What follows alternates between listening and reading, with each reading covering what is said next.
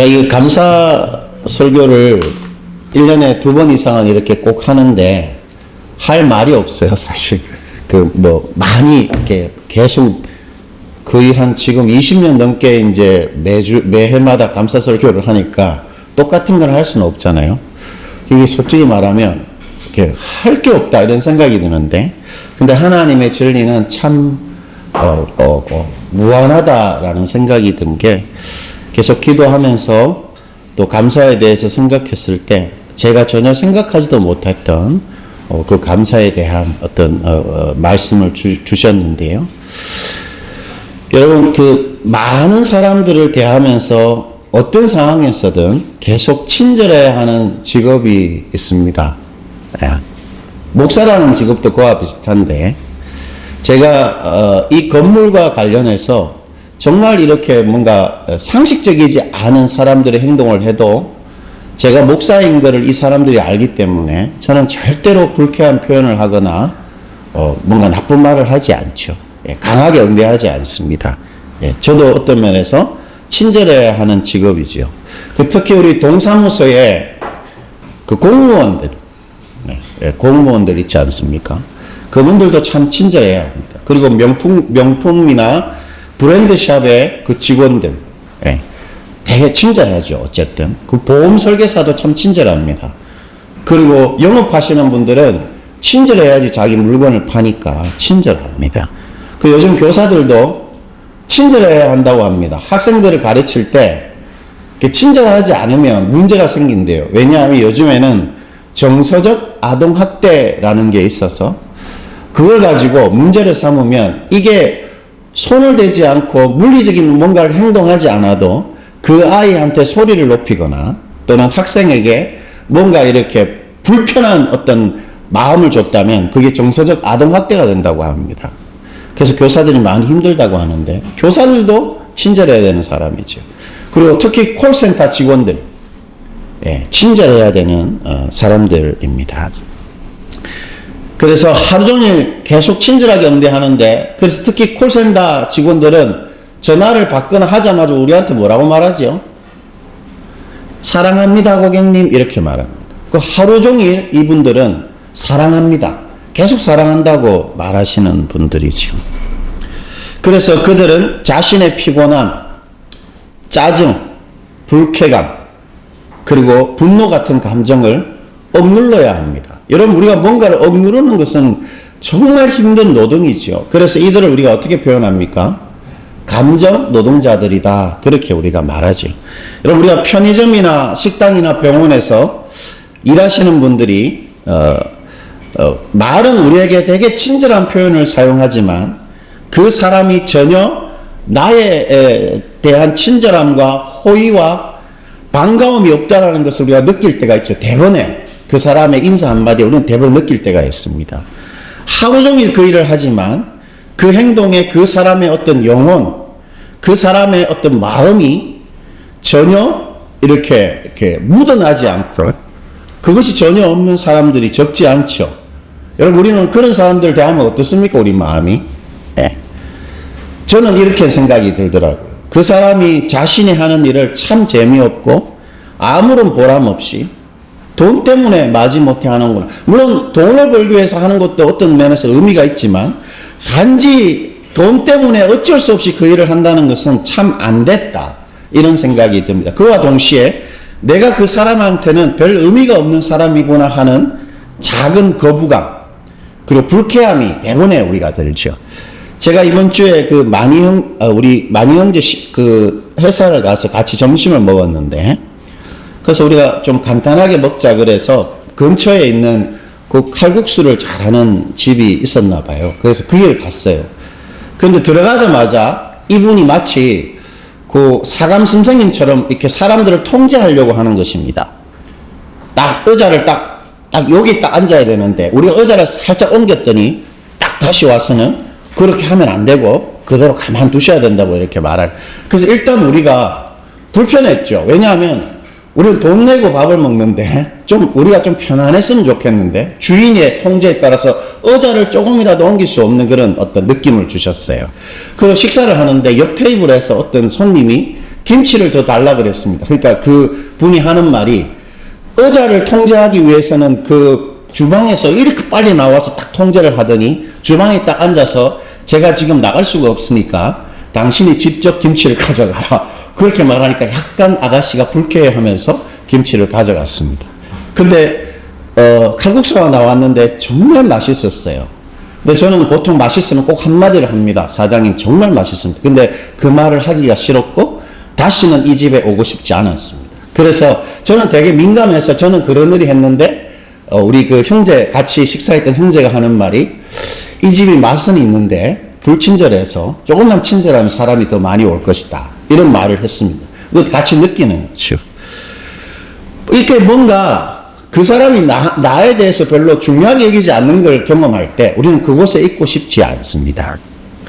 즉 영혼 없이 그 일을 하는 사람들은 어떤 면에서 자신의 귀한 시간과 인생뿐 아니라 다른 사람들의 시간과 기분도 망치는 셈이지요. 그렇다면 여러분 우리 한번 생각해 봅시다. 왜 사람들이 영혼이나 마음 없이 어떤 일을 계속하게 될까요? 아르바이트 하는 학생들이 왜 요즘 아이들이 왜 그 속립을 응대하지도 않고 그냥 돈을 벌기 위해서 왜 많은 시간을 보내면서도 그 사람의 마음을 실지 못하고 그 사람의 영혼을 실을 수 없을까요? 왜 그럴까요, 사람들이? 그것은 그 일에 대한 감사가 없기 때문입니다. 약간 끼워 맞춘다는 느낌이 있죠. 이렇게 들으니까. 그러나 여러분 감사는 모든 인간관계와 우리가 하는 모든 일의 생명, 우리가 하는 모든 행동의 영혼 같은 것입니다. 제가 한번 그걸 설명해 볼게요. 여러분 그 사람에 대해 내가 감사가 없다. 네, 그런 사람이 있을 수 있잖아요. 그런데 그 사람이 내 아빠다. 나는 아버지에 대한 아무런 감사가 없다. 나는 우리 엄마에 대해서 감사가 없다. 이게 어떤 관계입니까? 심각한 관계죠. 네. 부모님에 대해서 감사가 없는 관계. 약간 뭔가 표련적인 사건이 있었다든지 아니면 관계를 단절할 만한 뭔가 안 좋은 일들이 반복되었기 때문에 부모님에 대해서 감사가 없을 수 있는 거죠. 심각한 것입니다. 그러므로 여러분 감사가 없는 관계는 생명이 없는 관계고 나한테 가치가 없는 관계인 겁니다. 부모가 나랑 아무런 생명 연관이 없고 가치가 없다. 이게 문제가 있는 거죠. 감사가 관계의 생명입니다. 그럼 여러분 내가 하는 일에 감사가 없다. 한번 생각해 보십시오. 나는 이 일을 하는데 아무런 감사가 없다. 그냥 돈 벌기 위해서 한다. 그 말은 내 인생에 이 일이 별로 중요하지 않다는 거예요.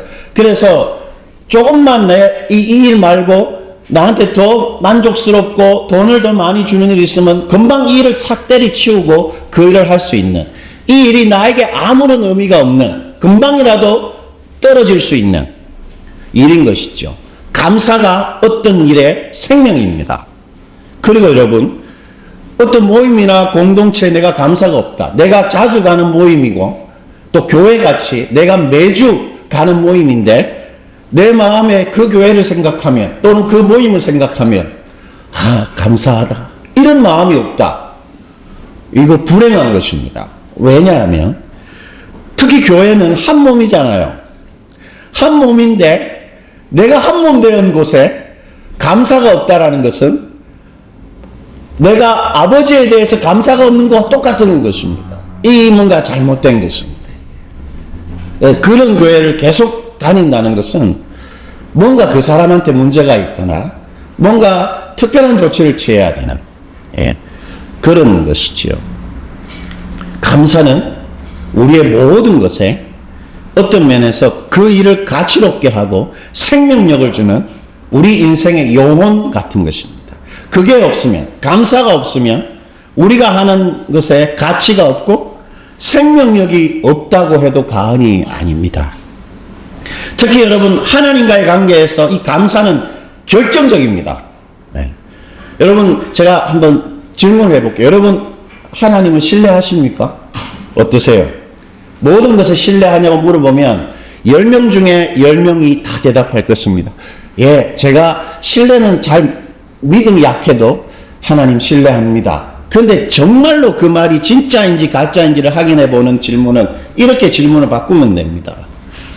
모든 것에 감사하십니까? 예. 만약 우리가 모든 것에 정말 감사하는 마음이 없다.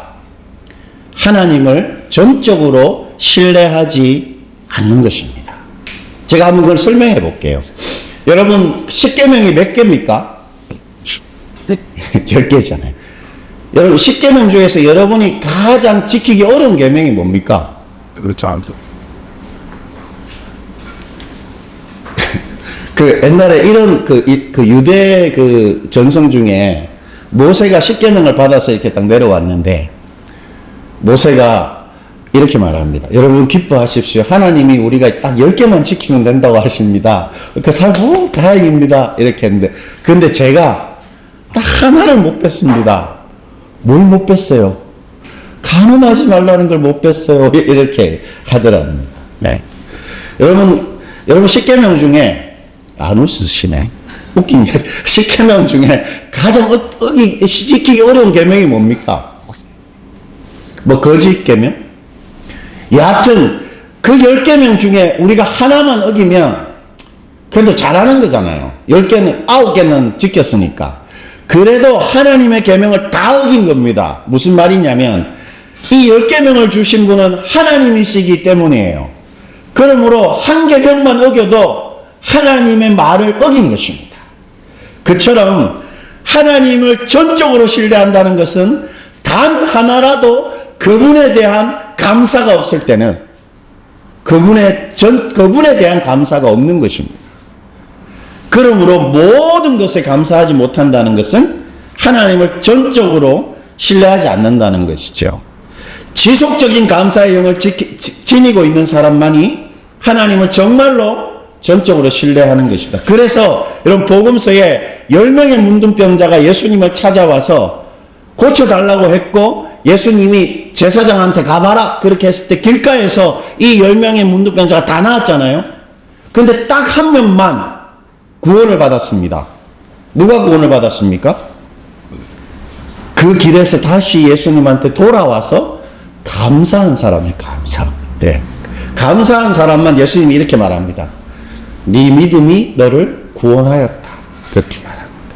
진짜 감사하는 사람이 하나님을 전적으로 신뢰했다는 것이지요. 감사는 신뢰의 영혼입니다. 그런데 우리는 이런 불만을 살짝 가질 수 있습니다. 이런 말을 들으면. 감사할 만해야 감사하지. 맞잖아요?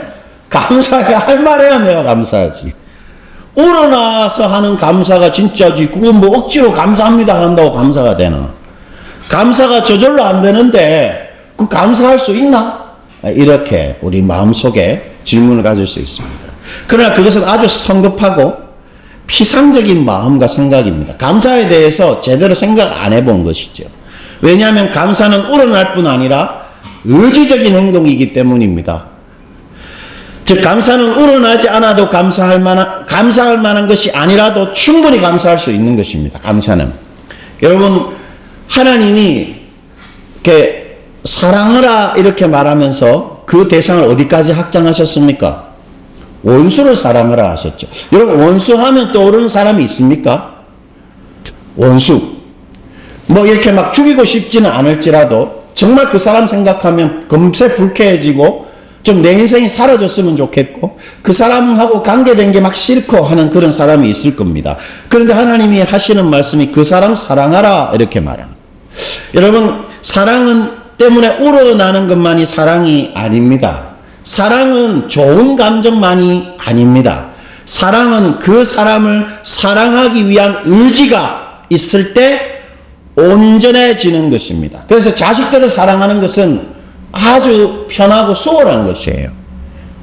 그러나 사랑하기 힘든 사람을 사랑하는 것이야말로 어떤 면에서 사랑의 온전함이라 할 수 있습니다. 마찬가지입니다. 감사도 우러나는 것, 감사할 만한 것, 그리고 저절로 감사하게 되는 것만이 감사가 아닌 것입니다. 우러나지 않아도 감사와 정반대의 상황에도 저절로 감사하게 되지 않아도 감사는 가능합니다. 가능해요. 사랑이 가능한 것처럼 감사도 가능합니다. 그리고 그런 감사는 반드시 해야 합니다. 왜냐하면 감사는 우리 인생을 향한 하나님의 간절한 명령이고, 또 감사는 우리 인생의 하나님의 생명과 하나님의 영혼이기 때문입니다. 그래서 하나님이 우리에게 어떻게 감사하라고 하셨습니까? 명령하시기를. 기억나는 거 있으세요? 감사하라 할 때 떠오르는 그 앞에 있는 그 부연 설명. 범사에 감사하라 하셨습니다. 여러분 생각을 한번 해보십시오. 범사입니다. 범사. 짜증나는 것도 있을 수 있고, 그리고 무서운 것도 있을 수 있습니다. 막 떨리는 거 막 생각하면.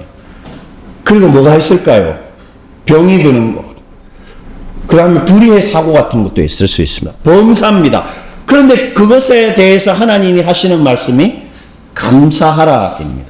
약간 좀 하나님이 우리 상황을 좀 잘 모르거나 좀 감정이입을 잘 못하시는 분 같기도 한다는 느낌이 드는데, 어쨌든 하나님은 모든 상황에, 모든 일에, 모든 사람들에게 우리가 충분히 감사할 수 있다, 이렇게 말씀하신 것입니다. 그리고 감사가 있을 때 우리의 모든 상황과 우리의 일과 사람들을 생명력을 가지고 가치롭게 만들 수 있다, 하나님께서 그렇게 말씀하신 것입니다.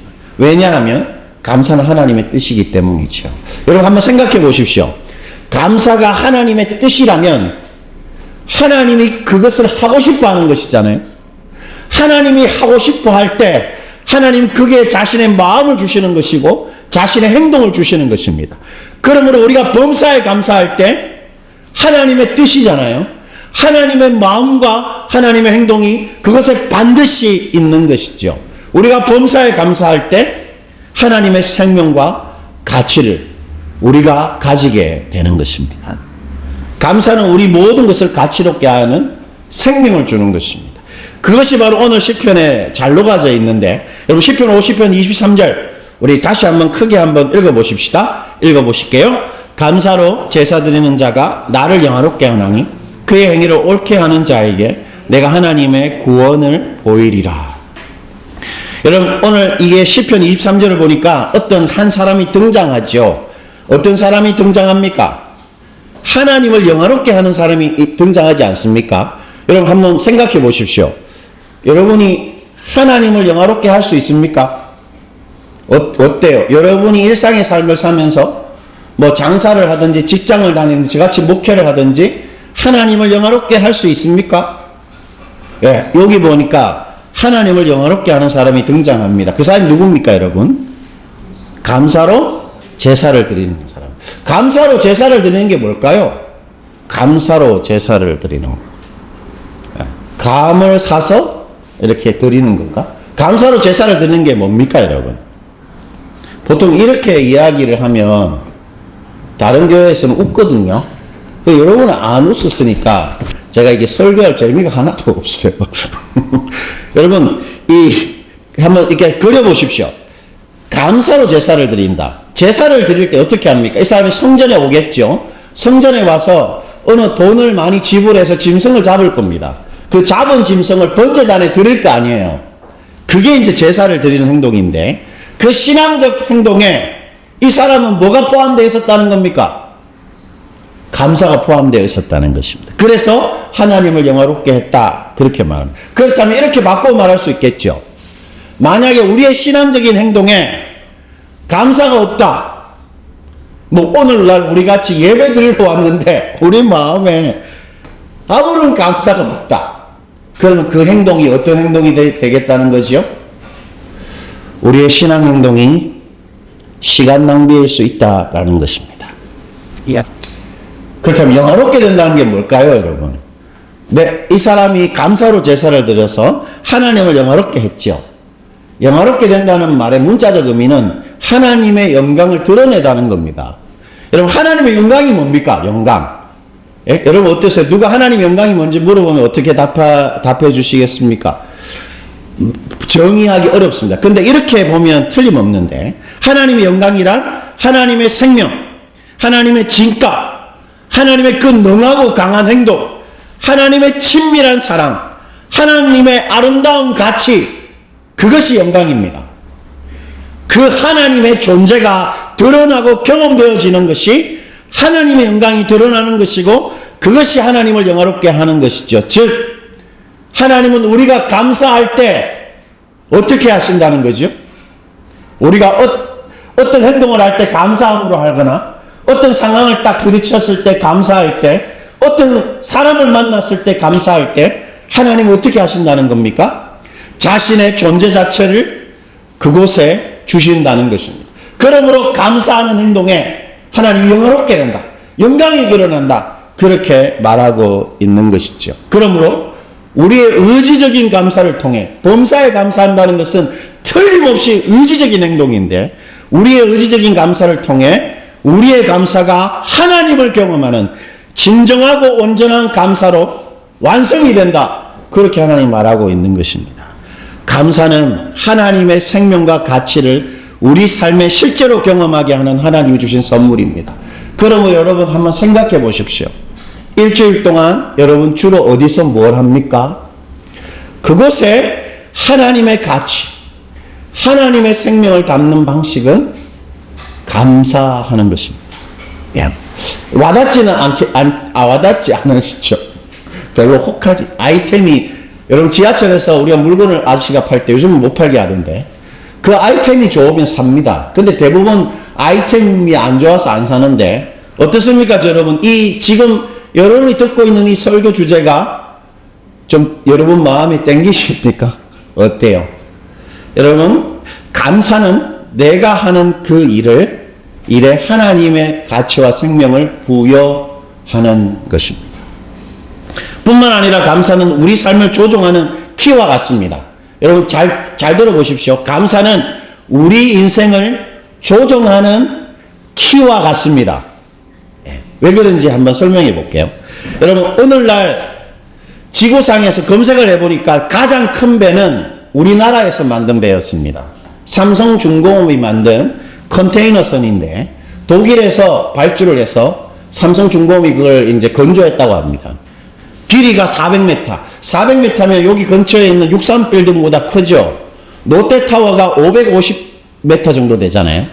그러니까 롯데타워보다 100m가 좀 작고 63빌딩보다 큰 배입니다. 이렇게 길이가. 어마어마하죠. 여러분 이 큰 배를 조종하는 키는 얼마나 할까요? 아마 이 정도 됩니다. 예.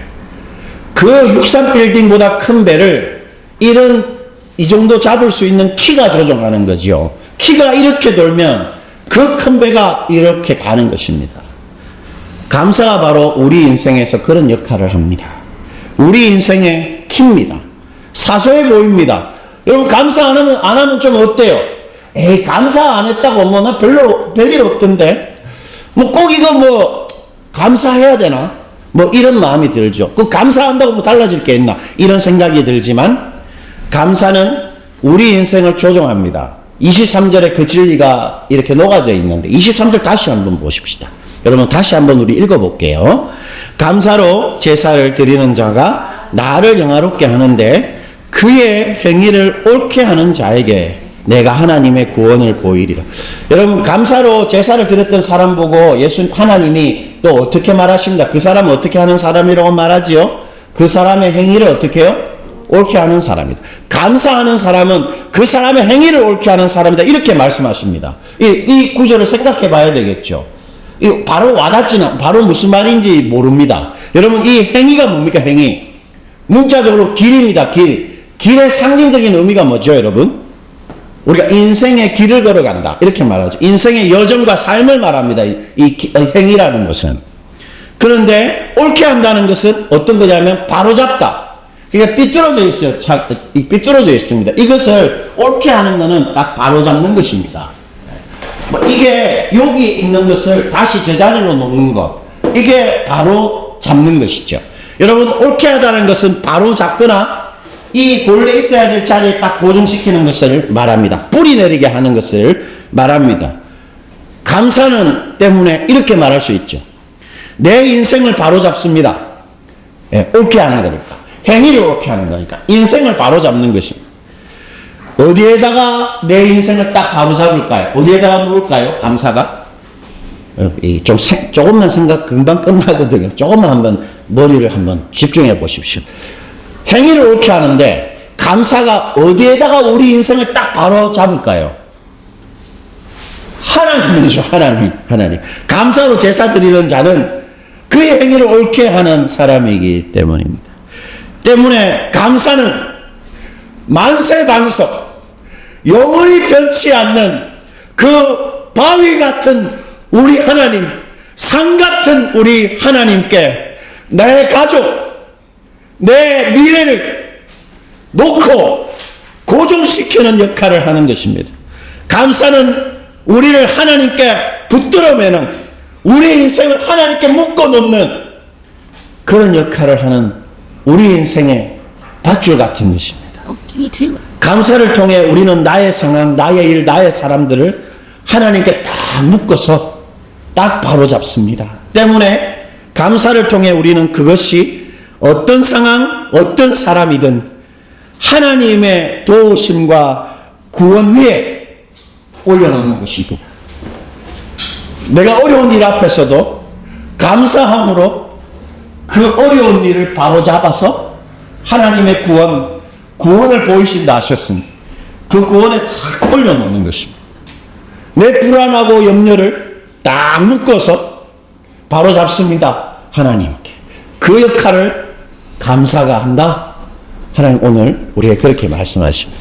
자, 그렇다면 마지막으로 우리한테 중요한 문제죠. 그럼 어떻게 의지적인 감사? 나는 연약합니다. 제가 주중에도 어제 교회를 왔는데 요 앞에 일주일 동안 계속 차를 내놓는 거예요. 밑에 지하에 어떤 그 연극하시는 분이. 뭐 괜찮아요. 뭐 그럴 수 있지. 근데 주일날까지 되면 우리가 차를 못 대니까 전화를 했습니다. 안 받는 거예요. 2번 했습니다. 안 받길래 문자를 보냈어요. 아주 정중하게. 했더니 이 사람이 나를 차단시켜버렸네. 요즘에는 그 전화가 차단되는 것도 딱 뜨더라고. 차단되었다고. 와, 이게 갑자기 화가 팍 나면서 이 사람이 난 어디 있는지 알거든요. 이 사람이 그 브랜드 커피숍 신림점에서 하고 있는데 거기 찾아갈까? 이런 생각이 딱 드는 거예요. 나를 무시했다는 생각이 딱 드니까. 그것 때문에 내 마음이 너무 힘든 거야. 토요일 저녁에. 그리고 그 마음을 누르고 이제 교회 장을 보러 갔죠. 장을 보러 갔는데 차 트렁크를 여니까 물이 샜네. 새 차잖아요. 트렁크에서 누수가 있는 거예요. 와, 너무 힘든 거야, 마음. 당장이라도 이걸 어떻게 해야 고쳐야 된다는 마음이 너무 드는 거예요. 그래서 제가 집에 와서 가만히 생각해 보니까 저는 심각한 문제가 있는 사람 같았어요. 아주 작은 일에 너무 스트레스를 심하게 받고 그 걱정이 떠나지를 않는 거예요. 목사가 돼가지고. 근데 제가 준비한 말씀은 뭡니까? 감사.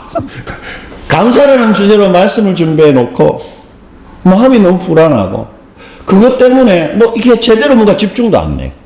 야, 나는 정말 문제가 있다. 50이 넘었어도 아직까지 목사로 20년 살았는데 왜 이렇게 연약하고 이렇게 스트레스에 약할까? 다행히 우리 아내는 괜찮다, 그거 뭐 아무것도 아니다, 뭐 이렇게 이야기해요. 뭐 속으로는 모르겠지만 다행이죠. 부부가 다 스트레스에 약했으면 어쩔 뻔했습니다.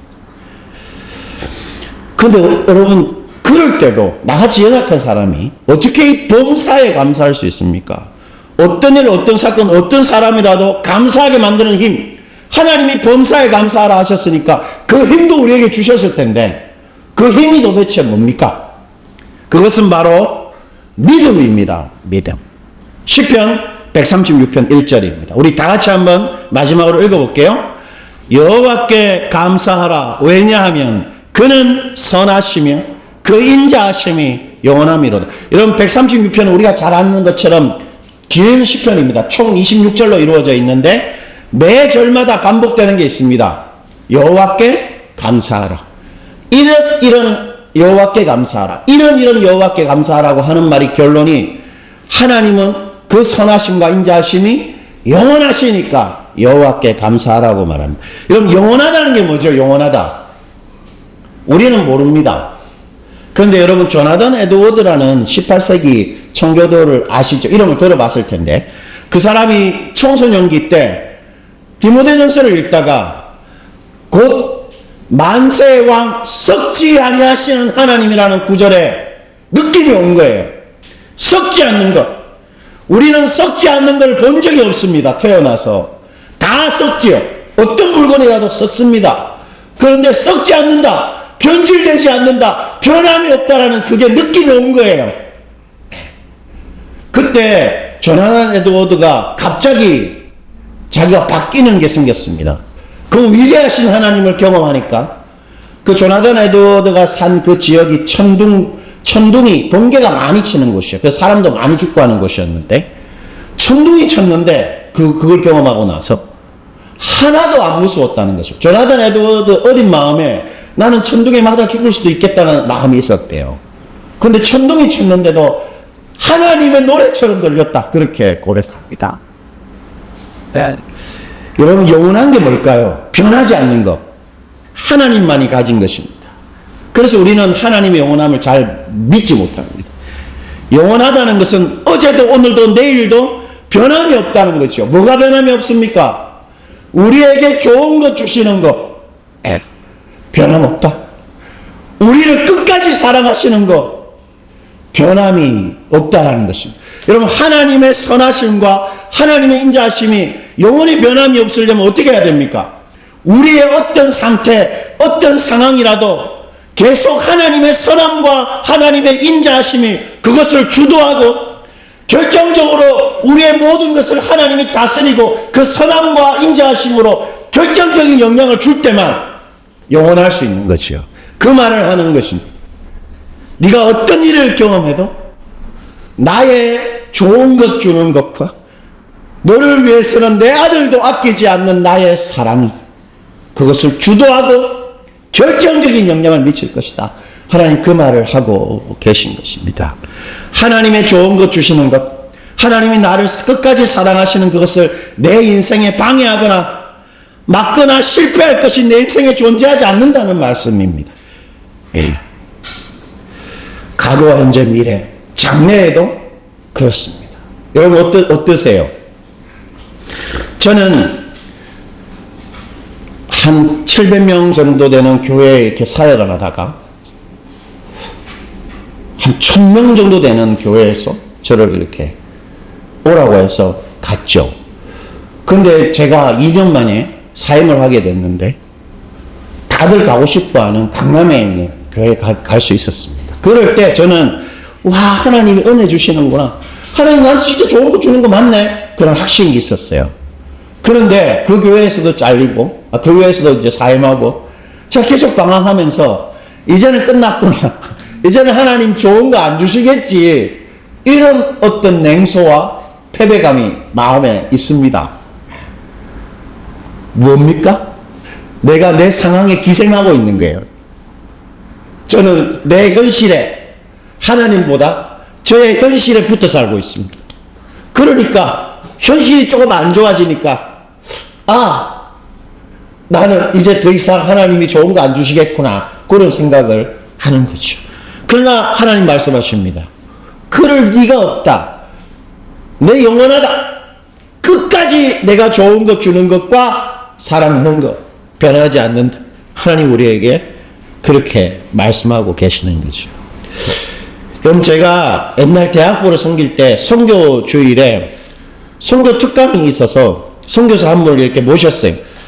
그 남자 선교사님은 특이하게도 7살짜리 애를 데리고 온 거예요. 강의실에. 거기 예배당에.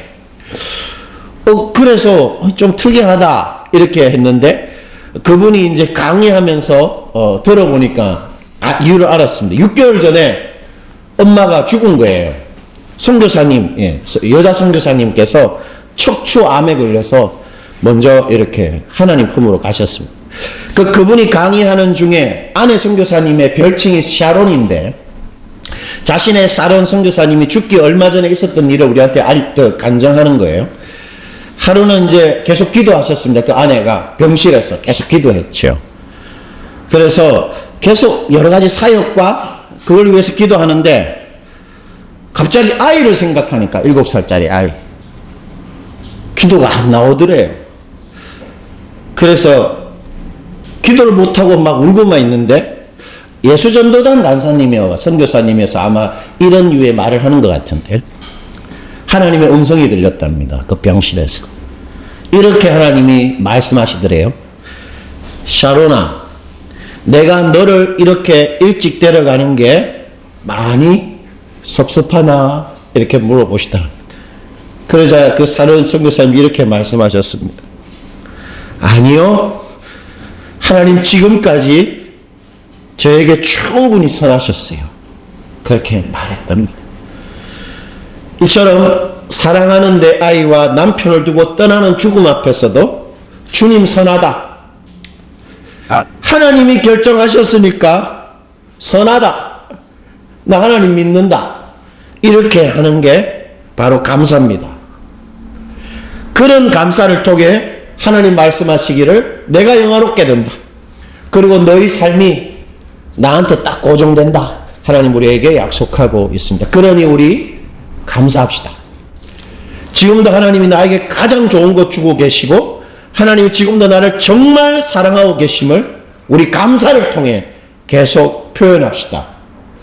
그래서 우리 금세 마음을 뺏어가는 걱정되는 일이 있잖아요. 예배당을 나설 때부터 걱정되는 일. 그리고 내 현실이 재미없고 좀 무의미해 보입니다. 좀 만족스럽지가 않습니다. 그러나 여러분, 그런 것도 하나님의 선하심과 인자하심을 나에게 주는 선물로 받아들이는 것입니다. 기꺼이 받아들이는 태도, 그리고 하나님이 그것을 통해 결국 선하고 인자하심을 나에게 주실 것에 대한 기대감, 그 두 가지가 감사의 내용입니다. 기꺼이 내가 받아들이겠다. 그리고 기대감을 갖겠다. 제가 아침에 오면서 한번 적용해 봤어요. 틀림없이 이 앞에 차된 이 사람이 나를 차단했으니까 이 차를 안 뺄 것이다. 그럼 우리 만이 형제차가 되지를 못할 거 아니에요. 근데 하나님한테 그렇게 말했습니다. 속으로. 하나님, 이 일을 통해서 하나님이 얼마나 우리 사랑하시고 우리에게 좋은 것 주시는지 제가 기대하겠습니다. 그렇게 하고 왔더니 다행스럽게 이 친구가 차를 뺐더라고요. 네. 안 빼도 감사할 수 있는 거죠. 여러분, 잘 안 풀려도 우리가 어떤 일을 딱 생겼을 때 이게 문제라고 생각할 때 우리한테 감사라는 공식이 있다고 생각합시다. 비록 잘 안 풀려도 공식으로만 그 문제를 풀 수 있는 거죠. 감사로만 우리는 우리 인생을 풀 수 있는 것입니다. 잘 안 풀리더라도. 그러므로 우리 그런 받아들임과 기대감을 가지고 범사에 감사하십시다. 그게 우리가 하나님께 드릴 수 있는 가장 좋은 것, 그분을 영화롭게 하는 것, 그리고 내가 그분께 드리는 최고의 사랑일 것입니다. 우리 정말 감사하면서 살아가십시다.